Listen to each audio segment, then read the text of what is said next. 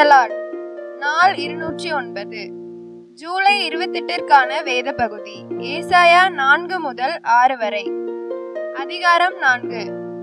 அந்நாளில் 7 ஸ்திரீகள் ஒரே புருஷனை பிடித்து, நாங்கள் எங்கள் சொந்த ஆகாரத்தை புசித்து எங்கள் சொந்த வஸ்திரத்தை உடுப்போம், எங்கள் நிந்தை நீங்கும்படிக்கு உன் பெயர் மாத்திரம் எங்கள் மேல் விளங்கட்டும் என்பார்கள்.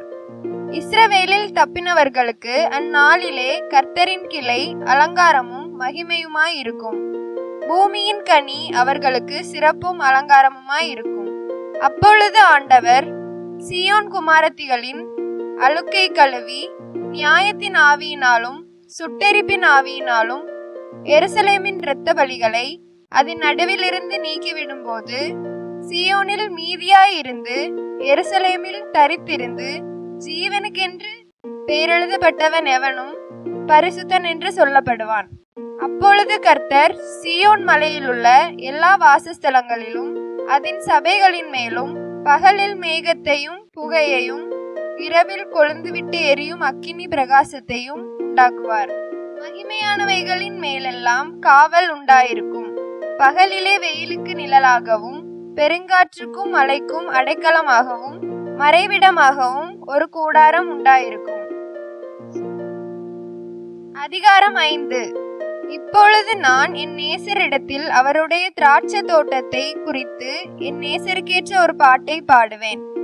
என் நேசருக்கு மகா செழிப்பான மேட்டிலே ஒரு திராட்சை தோட்டம் உண்டு.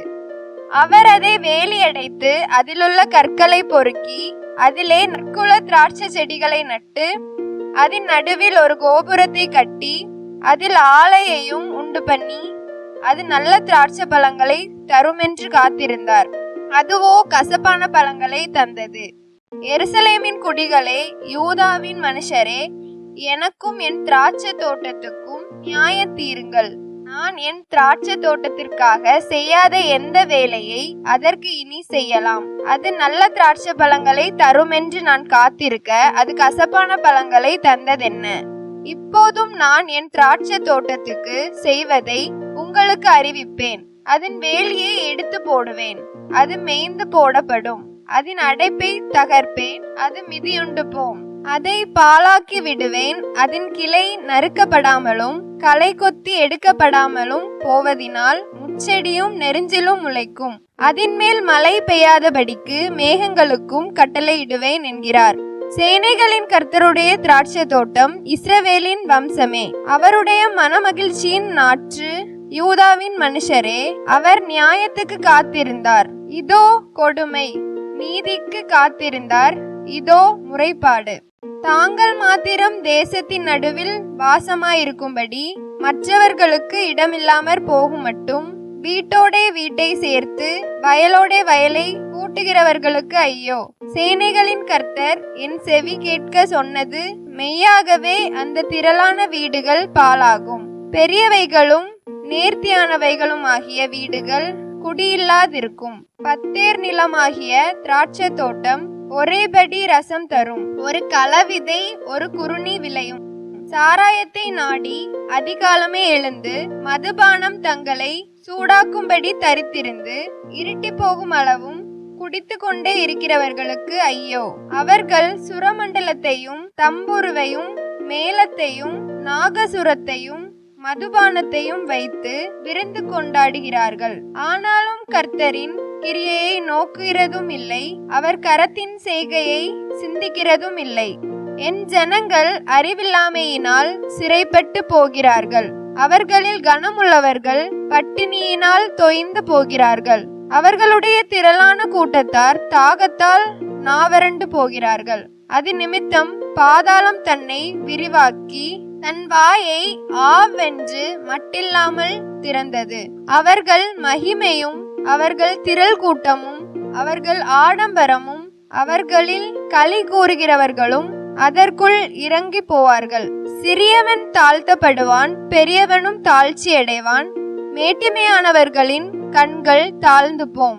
சேனைகளின் கர்த்தர் நியாய தீர்ப்பினால் உயர்ந்து பரிசுத்தமுள்ள தேவன் நீதியினால் பரிசுத்தராய் விளங்குவார். அப்பொழுது ஆட்டுக்குட்டிகள் கண்டவிடமெல்லாம் மேயும், கொளுத்தவர்களுடையதாயிருந்து பாழாய் போன நிலங்களை பரதேசிகள் அனுபவிப்பார்கள். மாயையின் கயிறுகளால் அக்கிரமத்தையும் வண்டில் வடங்களால் பாவத்தையும் இழுத்து கொண்டு வந்து நாம் பார்க்கும்படி அவர் தீவிரித்து தமது கிரியையை சீக்கிரமாய் நடப்பிக்கட்டும் என்றும் இஸ்ரவேலின் பரிசுத்தருடைய ஆலோசனையை நாம் அறியும்படி அது சமீபித்து வரட்டும் என்றும் சொல்லுகிறவர்களுக்கு ஐயோ. தீமையை நன்மை என்றும் நன்மையை தீமை என்றும் சொல்லி இருளை வெளிச்சமும் வெளிச்சத்தை இருளுமாக பாவித்து கசப்பை தித்திப்பும் தித்திப்பை கசப்பும் என்று சாதிக்கிறவர்களுக்கு ஐயோ. தங்கள் பார்வைக்கு ஞானிகளும் தங்கள் எண்ணத்துக்கு புத்திமான்களுமாய் இருக்கிறவர்களுக்கு ஐயோ. சாராயத்தை குடிக்க வீரரும் மதுவை கலந்து வைக்க பராக்கிரமசாலிகளுமாய் இருந்து பரிதானத்திற்காக குற்றவாளியை நீதிமானாக தீர்த்து நீதிமானில் நியாயத்தை அவனுக்கு விரோதமாய் புரட்டுகிறவர்களுக்கு ஐயோ. இது நிமித்தம் அக்கினி ஜுவாலை வைக்கோலை பட்சிப்பது போலவும் செத்தையானது நெருப்புக்கு இரையாகி எரிந்து போவது போலவும் அவர்கள் வேர்வாடி அவர்கள் துளிர் தூசியை போல் பறந்து போகும். அவர்கள் சேனைகளின் கர்த்தருடைய வேதத்தை வெறுத்து இஸ்ரவேலில் உள்ள பரிசுத்தருடைய வசனத்தை அசட்டை பண்ணினார்களே. ஆகையால் கர்த்தருடைய கோபம் தமது ஜனங்களுக்கு விரோதமாய் மூண்டது. அவர் தமது கையை அவர்களுக்கு விரோதமாய் நீட்டி பர்வதங்கள் அதிரத்தக்கதாயும் அவர்கள் பிணங்கள் நடுவீதிகளில் குப்பை போலாகத்தக்கதாயும் அவர்களை அடித்தார். இவை எல்லாவற்றிலும் அவருடைய கோபம் ஆறாமல் இன்னும் அவருடைய கை நீட்டினபடியே இருக்கிறது. அவர் தூரத்தில் உள்ள ஜாதியாருக்கு ஒரு கொடியை ஏற்றி அவர்களை பூமியின் கடையாந்திரங்களில் இருந்து பயில் காட்டி அழைப்பார். அப்பொழுது அவர்கள் தீவிரமும் வேகமுமாய் வருவார்கள். அவர்களில் விடாய்த்தவனும் இடறுகிறவனும் இல்லை, தூங்குகிறவனும் உறங்குகிறவனும் இல்லை. அவர்களில் ஒருவனுடைய இடுப்பின் கச்சை அவிழ்வதும் பாதரட்சைகளின் வார் அருந்து போவதும் இல்லை. அவர்கள் அம்புகள் கூர்மையும் அவர்கள் வில்லுகளெல்லாம் நான் ஏற்றினவைகளும் அவர்கள் குதிரைகளின் குளம்புகள் கற்பாறையாக எண்ணப்பட்டவைகளும் அவர்கள் உருளைகள் சுழல் காற்றுக்கு ஒத்தவைகளுமாயிருக்கும். அவர்கள் கெர்ச்சிப்பு சிங்கத்தின் கெர்ச்சிப்பு போல் இருக்கிறது. பால சிங்கங்களைப் போல கெர்ச்சித்து உருமி இரையை பிடித்து தப்புகிறவன் இல்லாமல் அதை எடுத்துக்கொண்டு போய்விடுவார்கள். அந்நாளில் சமுத்திரம் இறைவது போல் அவர்களுக்கு விரோதமாய் இறைவார்கள். அப்பொழுது தேசத்தை பார்த்தால் இதோ அந்தகாரமும் வியாகுலமும் உண்டு. அதன் மேகங்களினால் வெளிச்சம் இருண்டு போம். அதிகாரம் 6. உசியா ராஜா மரணமடைந்த வருஷத்தில் ஆண்டவர் உயரமும் உன்னதமுமான சிங்காசனத்தின் மேல் வீற்றிருக்க கண்டேன். அவருடைய வஸ்திரங்களால் தேவாலயம் நிறைந்திருந்தது. சேராபீன்கள் அவருக்கு மேலாக நின்றார்கள். அவர்களில் ஒவ்வொருவனுக்கும் அவ்வாறு செட்டைகள் இருந்தன. அவனவன் 2 செட்டைகளால் தன் தன் முகத்தை மூடி, 2 செட்டைகளால் தன் தன் கால்களை மூடி, 2 செட்டைகளால் பறந்து ஒருவரை ஒருவர் நோக்கி சேனைகளின் கர்த்தர் பரிசுத்தர் பரிசுத்தர் பரிசுத்தர், பூமி அனைத்தும் அவருடைய மகிமையால் நிறைந்திருக்கிறது என்று கூப்பிட்டு சொன்னார்கள். கூப்பிடுகிறவர்களின் சத்தத்தால் வாசல்களின் நிலைகள் அசைந்து ஆலயம் புகையினால் நிறைந்தது.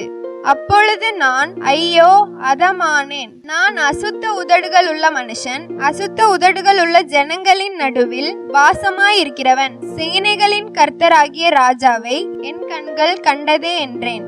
அப்பொழுது சேராபீன்களில் ஒருவன் பலிபீடத்தில் இருந்து தன் கையிலே பிடித்த குறட்டால் ஒரு நெருப்பு தழலை எடுத்து என்னிடத்தில் பறந்து வந்து அதனால் என் வாயை தொட்டு, இதோ இது உன் உதடுகளை தொட்டதினால் உன் அக்கிரமம் நீங்கி உன் பாவம் நிவிர்த்தியானது என்றான். பின்பு யாரை நான் அனுப்புவேன், யார் நமது காரியமாய் போவான் என்று உரைக்கிற ஆண்டவருடைய சத்தத்தை கேட்டேன். அதற்கு நான் இதோ அடியேன் இருக்கிறேன், என்னை அனுப்பும் என்றேன். அப்பொழுது அவர், நீ போய் இந்த ஜனங்களை நோக்கி, நீங்கள் காதார கேட்டும் உணராமலும் கண்ணார கண்டும் அறியாமலும் இருங்கள் என்று சொல். இந்த ஜனங்கள் தங்கள் கண்களினால் காணாமலும் தங்கள் காதுகளினால் கேளாமலும் தங்கள் இருதயத்தினால் உணர்ந்து குணப்படாமலும் நான் அவர்களை ஆரோக்கியமாக்காமலும் இருக்க நீ அவர்கள் இருதயத்தை கொளுத்ததாக்கி அவர்கள் காதுகளை மந்தப்படுத்தி அவர்கள் கண்களை மூடி போடு என்றார்.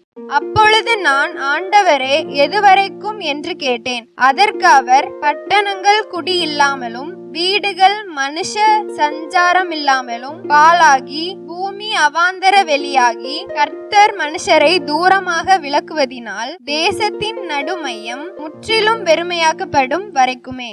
ஆகிலும் அதில் இன்னும் 10 பங்கிருக்கும், அதுவும் திரும்ப நிர்மூலமாக்கப்படும். கர்வாலி மரமும் அரச மரமும் இலையற்று போன பின்பு அவைகளின் அடிமரம் இருப்பது போல அதன் அடிமரமும் பரிசுத்த வித்தாய் இருக்கும் என்றார். இன்றைய நாளுக்கான வேத பகுதி வாசித்து முடிந்தாயிற்று. தேவனுக்கே மகிமை உண்டாவதாக. ஆமேன். இன்றைய நாளுக்கான வேத பகுதியிலிருந்து ஒரு கேள்வி. எங்கிருந்து பயல் காட்டி அழைப்பார்? இன்றைய நாளுக்கான வாக்குத்தத்தம் ஏசாயா 4:6.